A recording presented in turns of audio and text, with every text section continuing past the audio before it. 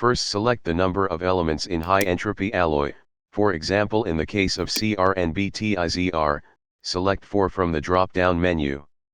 Now select the first element in high entropy alloy below the Elements tab, here it is Cr. After selecting the first element, the place to select second element automatically appears just below it. Select the second element in the same manner from the element list. Here you cannot select Cr element again as it has been already selected as first element previously.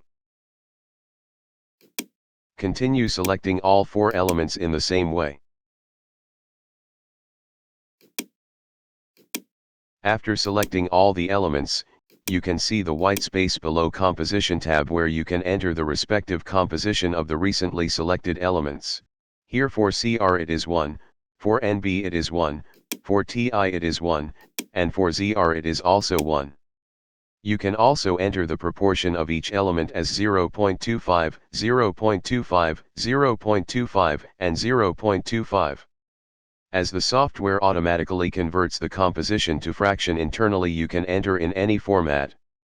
Now you can click the Detect IMC tab to detect whether the entered high entropy alloy contains IM compound or not.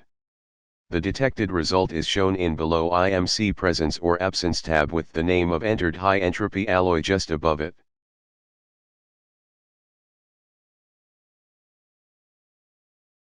Along with the detection, the 7 thermodynamical properties of the entered high entropy alloy will also be shown below the Values tab alongside of Properties tab.